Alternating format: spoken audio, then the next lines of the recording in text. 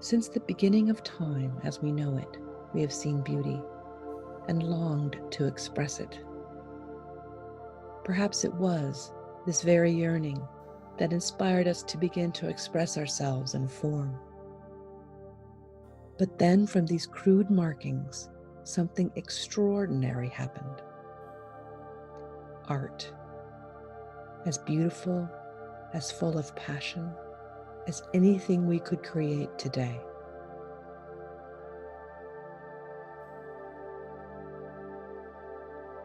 And from the bones of hunted animals, we made music, not crude noises, but full octaves of sound.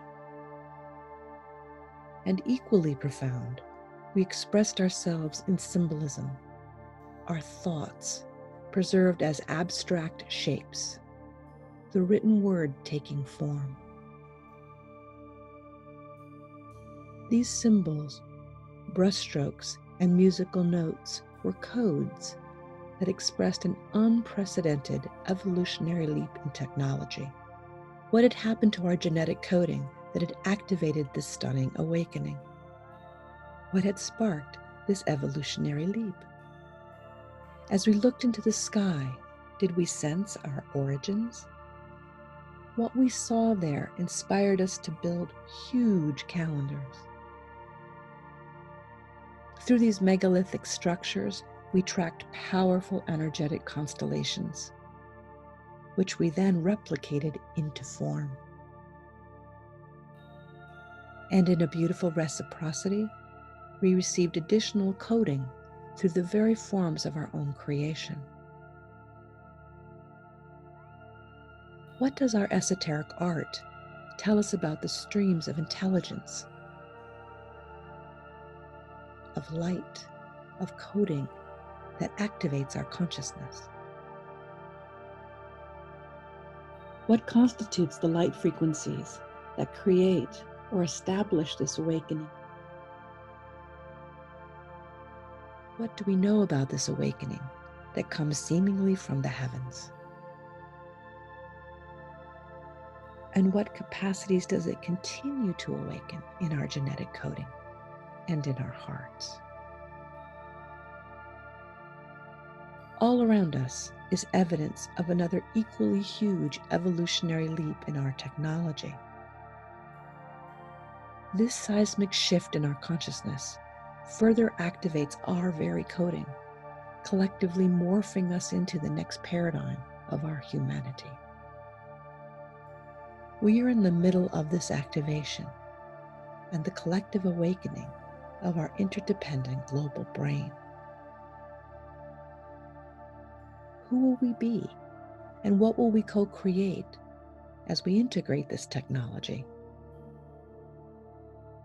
And even more provocatively, what does our future hold once we consciously choose to co-create with the origins of the very frequencies that awoke us in those caves so many millennia ago? My course is an interactive exploration of these questions. Each of these 6 weekly classes, starting on January 18th, 2020, will feature a cognitive and an intuitive exploration of these coded energies through 6 ancient portals of wisdom: Tibetan, Egyptian, Celtic Druidic, First Nations,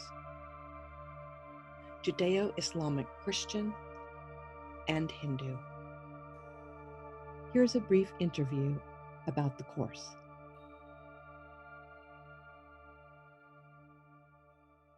Good to see you, Amanda. Thank you. And I want to talk about your new course that you just created. I want people to know what it's about, what they can experience, and what makes it so special, because it sounds super special to me. Well, thank you. The piece that I find special is that not only do I explain what it's like to interact with high beings, I bring people into meditative states where they actually can experience these beings. This is what I love about it. You're giving a framework so that people can understand it mentally. Mm-hmm. They can give a reference in the world, but they also get to have an experience, which is really rare. I do offer the experience of interacting with these beings. And these beings come in to assist the people in the class in many ways. They can offer healing, they can offer activation for your next creative project, they can offer insight, things of that nature. And you're going to channel this. Parts of it will be channeled, and parts of it will be like a more cognitive presentation. Like a PowerPoint. Exactly, exactly. What I do is I first orient people like on the planet where these different, you could say vortexes or an energetic portal, and how those structures or those portals or vortexes get created. And then I also have a slideshow of the topography, the peoples, the sacred art, the sacred objects that really pretty much begin to give people a visual transmission of these particular lineages and cultures. Then I also then next bring them into a sound meditation from these traditions, which begins to open up the experiential realms. Okay, so the visual gives them a sense of how to orient themselves of where they're going, and the audio takes them deeper into the actual experience. Correct. Sweet. Yeah, yeah, and then once they're in the state with the audio is when I begin to bring in the channel, and the beings begin to speak through me. What beings are there specifically that you might want to share or go into? So in the case of Tibet, it's a being named Garab Dorje, and he's the one that brought in Dzogchen, which is it's called the Great Perfection. So it's some of the highest Buddhist teachings. And for the Judeo-Christian Islamic, Joshua has come in to step forward for Jesus. that. Yeah, Jesus. Yeah, which is kind of cool. In the First Nations class, we will be doing a beautiful meditation for each person, their divine child. And then we'll have Father Sky and Mother Earth. And then in Hindu, there's going to be a goddess named Vishnu, who is an emanation of Shakti. And in the Celtic Druidic, it actually happens on the day of Imbolc, which is February 1st. And that's the day of the midwinter. And we'll be lighting candles because it's the day of the beginning of spring. So this is part of creating the container. Right. And that day, that's a festival for Brigid. So we'll be bringing Brigid in on her day. And then Egypt will be with Isis. Amazing. And it's a 6-week course, one tradition per week. Right. PowerPoint and experience. What else should people know who are going to sign up for this course? That one of the things we'll be doing is we'll be creating an altar. And we create that altar, each person does it individually, but we assemble the altar as a group. And what that does is it begins to bring us into a resonance as a group field that amplifies the space for everybody. Makes it just more potent. Right, right. So we're now in a group process in addition to our individual processes. Wow. Yeah. So you've got the conceptual, you've got the experience, and you've got the container for the group experience.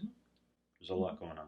Yeah, yeah. And then in between the weekends, because it takes place on a Saturday, will be a gathering for Q&A and for sharing of each person's, whoever wants to share, experience of what's happening with them, either during the course or during the week. So there can be a deeper group experience, there can be a deeper individual experience, right, with the conceptual and the overall experience. It's got a lot of angles to this. Thank you for sharing with us what you're doing, and what a great offering. Thank you. And here are some cool outtakes featuring a plethora of orbs. Are they there? So I'm going to do a clap. Okay. This is for the clap for filming Ammahnda and Vadim interview Saturday, November 22nd, 2:30. So Tom, can you then want to we're filming, so you want to turn that off, or because that's going to totally change the lighting? Oh, well, let's just get a minute of that. Yeah. Oh, all right. And also I'm wondering, like, if the other cameras will pick up the orbs. Oh, okay. You want to move it so that... Yeah. Hello, orbs. Are you getting them? Are they there? Did I spook them? They're definitely there. Hi, orbs. Hello. I don't see them. They're here. They're here. They're here, people. Did you see someone we were talking? Why don't you get They're like coming and going, but Okay, well, maybe we'll just, can we just do this for like 30 seconds till there's like a, yeah. so we have a good footage? Do you want to start another one? Oh, no, we can always edit it. Okay. Yeah. Glow, what are we calling them? Glow Orbs. orbs?